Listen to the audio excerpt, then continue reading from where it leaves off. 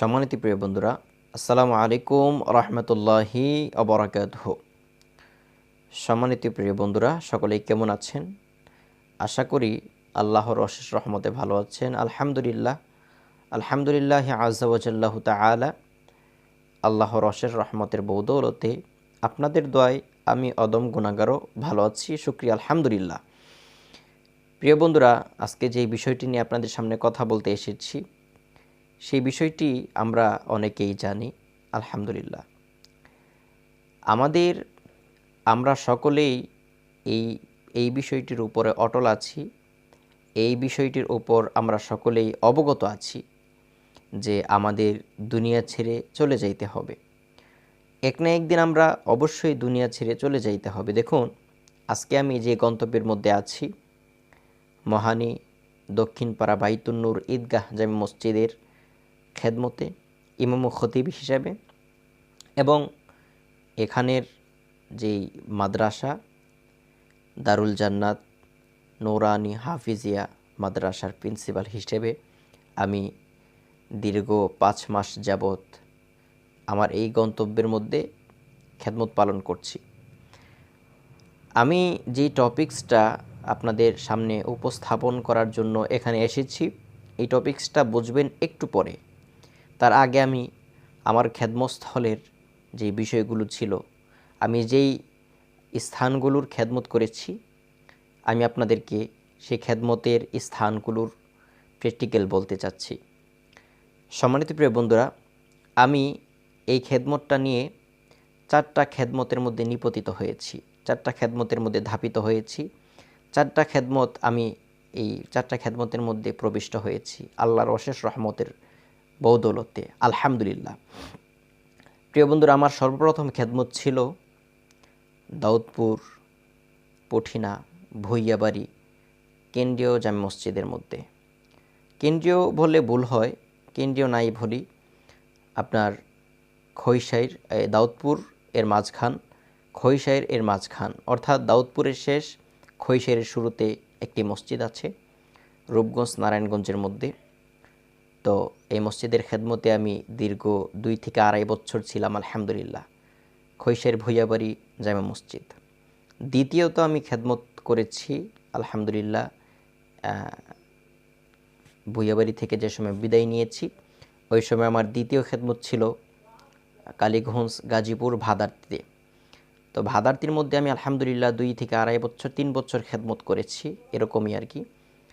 ভাদারতি মধ্যপাড়া জামে মসজিদের খেদমতে ছিলাম আমরা। যে মসজিদটাকে আমার খুবই প্রিয় একটি মসজিদ ছিল, সমাজ ছিল আলহামদুলিল্লাহ, প্রত্যেকটা সমাজই প্রিয়, কিন্তু ওইটা অনেকই প্রিয় ছিল। তৃতীয় খেদমত করেছি আমি নরসিংদীতে।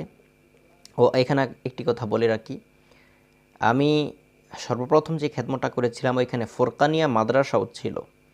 দ্বিতীয়ত যে খেদমতটা আমি করেছি ভাদারতিতে, ওইখানেও একটা মাদ্রাসা উদ্বোধন করেছি, দীর্ঘদিন খেদমত করেছি। তৃতীয়ত আমি চলে গিয়েছিলাম আল্লাহর ইশারাতে নরসিংদীতে। নরসিংদী পলাশ উত্তর চন্দন মধ্যপাড়া কেন্দ্রীয় জামে মসজিদে আমি দীর্ঘ 3 থেকে 4 মাস, ওইখানে বেশি খেদমত করতে পারি নাই। ওইখান থেকে আল্লাহ রব্বুল আলামিনের ইশারায়, আল্লাহ রব্বুল আলামিনের তাগিতে আমি তাকাজায় এখানে এসেছি, যেটা হচ্ছে কালীগঞ্জ গাজীপুরের মধ্যে বক্তারপুর মহানী গ্রাম, মহানী দক্ষিণপাড়া বাইতুন নূর ঈদগাহ জামে মসজিদের খেদমতে এখন আমি প্রবিষ্ট আছি আলহামদুলিল্লাহ। দীর্ঘ 5 মাস যাবৎ এখানে আছি, খেদমত চলছে, প্লাস মাদ্রাসা নিয়েও আছি। তো এর মধ্য দিয়ে আমি বিভিন্ন জায়গাতে ইন্টারভিউর জন্য গিয়েছি। তো এই পরিশেষে পরিশেষে যে কথাটা আপনাদেরকে বলতে চাচ্ছি মূলত সেটি হচ্ছে যে, দেখুন, দুনিয়ার মধ্যে কেউই চিরস্থায়ী নয়, সবাই ক্ষণস্থায়ী। মানুষের রিজিক চিরস্থায়ী নয়। একটি রিজিক আল্লাহ রব্বুল আলামিন তিনার ইশারা দিয়ে শেষ করিয়ে দেয়, আরেকটা রিজিকের জন্য সেই বান্দাটাকে ধাপিত করে, আবার সেই রিজিক থেকে অন্য এক রিজিকের মধ্যে ধাপিত করে। এটা আল্লাহ রব্বুল আলামিনের ইচ্ছা। আমি যেখানে বর্তমান অবস্থান করছি মহানীতে বক্তারপুর, এখানে আমি কতদিন থাকব এটাও আমি জানি না, এটা আল্লাহ রব্বুল আলামিনের ইচ্ছা। তো আমাদের জীবনই যেহেতু ক্ষণস্থায়ী, আমরা যেহেতু চিরকাল এই দুনিয়ার মধ্যে বেঁচে থাকতে পারবো না, চিরস্থায়ী যেহেতু আমাদের এই দুনিয়াই না, আমাদের চিরস্থায়ী যেহেতু এই দুনিয়াই না, এই আবাসস্থল না, সেহেতু আমাদের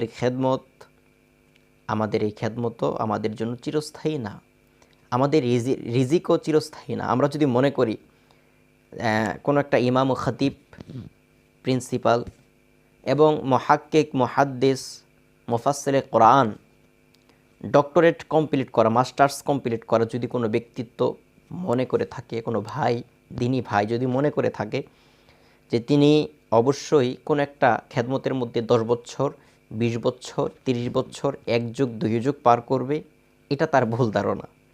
এটা আল্লাহ পাকের ইচ্ছা। আল্লাহ রব্বুল আলামিন তাকে যতখানি রিজিক দিয়েছে, 1 বছর যদি হয় ওইখানে সে 1 বছরই থাকবে, 2 বছর যদি হয় সেখানে 2 বছরই থাকবে, যে কোনো মূল্যেই হোক আল্লাহ পাক রব্বুল আলামিন যেভাবে তাকে রাখার সেভাবেই রাখবে এবং সে সেখানেই থাকবে। আল্লাহ পাক রব্বুল আলামিন যতটুকু তাকে নির্ধারণ করে দিয়েছে, এর বেশি 1 সেকেন্ডের জন্য থাকতে পারবে না, 1 সেকেন্ডের জন্য থাকতে পারবে না। এটা আমাদেরকে বিশ্বাস করতে হবে। এই জন্য আমি জানি না যে আমি এখানে কয়দিন আছি, কতদিন আছি। একটা কথা মনে রাখবেন যে আমাদের জীবন যেহেতু ক্ষণস্থায়ী, আমাদের চলে যাইতে হবে, সেহেতু আমাদের রিজিকও ক্ষণস্থায়ী। আমাদের রিজিক যেখানে আল্লাহ পাক রব্বুল আলামিন লিপিবদ্ধ করে দিয়েছে ওইখানে আমাদের যাইতে হবে, ওইখানকার খেদমতি আমাদের করতে হবে, ওইটাই আমাদের খাইতে হবে। ঠিক আছে? একটা কথা মনে রাখবেন, আপনার রিজিককে কেউ কেড়ে নিতে পারবে না, আপনিও কারো রিজিক কেড়ে নিতে পারবেন না। এটা আল্লাহ পাকের কাছে। কোনো ব্যক্তি, কোনো ব্যক্তিত্ব, আল্লাহ রব্বুল আলামিনের কোনো বান্দা আপনার রিজিক খাইতে পারবে না, তো আপনার রিজিক থেকে বরখাস্ত করতে পারবে না, বরখেলাফ করতে পারবে না, যদি আল্লাহ পাক আপনার রিজিক কেটে না দেয়। এটা আল্লাহ পাকের কাছে। আল্লাহ পাক রব্বুল আলামিন আপনার রিজিককে সেটেল করবে, এটা আল্লাহ পাকের দায়িত্ব। তবে আপনার আমল আখলাক ঠিক রাখতে হবে, আপনার করণীয় যেতে সেটা করতে হবে, আপনার দিনী খেদমত ভালোভাবে করতে হবে, তাওয়াজ্জুর সহিত করতে হবে, তাহলে আল্লাহ রব্বুল আলামিন খুশি হবেন ইনশাআল্লাহ, আশা রাখি। তো আমার এই বলার মধ্যে একটি কথাই আমি বলতে চাচ্ছি, যেটা আমার উদ্দেশ্য যে কথাটা, যে আমাদের জীবন যেহেতু ক্ষণস্থায়ী, আমাদের রিজিকও ক্ষণস্থায়ী। রিজিকের মালিক হচ্ছে আল্লাহ। আল্লাহ ছাড়া অন্য কোনো ব্যক্তিত্ব আপনার রিজিককে কেড়ে নিতে পারবে না। এটাই চূড়ান্ত সত্যি কথা। এটা মেনেই আমাদের জীবন জিন্দেগি গড়তে হবে। দেখুন, আজকে 4 নম্বর মসজিদের মধ্যে আমি খেদমতে প্রবিষ্ট হয়েছি। জানি না এখান থেকে আল্লাহ পাক রব্বুল আলামিন আমাকে কোন জায়গার মধ্যে প্রবিষ্ট করে। এমন প্রত্যেকেরই হয়ে থাকে যে এক জায়গা থেকে অন্য এক জায়গা। মনে রাখবেন যে আজকে আপনার খেদমত যদি চলে যায়, ছুটে যায়, আপনাকে আল্লাহ রব্বুল আলামিন এর থেকে হাজার হাজার গুণ ভালো একটি খেদমত দান করবে ইনশাআল্লাহ। এটা বিশ্বাস রাখেন। তাওয়াক্কাল তো আলাল্লাহ। ভাই, আপনি আল্লাহর তাওয়াক্কুল করে চলেন, তাওয়াক্কুল তো আলাল্লাহ করে চলেন, আল্লাহ ভরসা করে চলেন। আপনার রিজিকের মালিক তো আল্লাহ। আপনার প্রত্যেকটা সেক্টরে, প্রত্যেকটা বিষয়ের উপর আল্লাহ রব্বুল আলামিনকে স্মরণ করেন, দেখবেন আল্লাহ রব্বুল আলামিন প্রত্যেকটা কাজকে নবী পাক সাল্লাল্লাহু আলাইহি ওয়াসাল্লামের ওসিলায় আপনার সহজ করে দিবে। সুবহানাল্লাহি ওয়া বিহামদি। তো এতটুকু বলে আমার ভিডিওটি এখানেই শেষ করতে চাচ্ছি। সকলে ভালো থাকবেন, সুস্থ থাকবেন। আসসালামু আলাইকুম ওয়া রাহমাতুল্লাহি ওয়া বারাকাতুহু।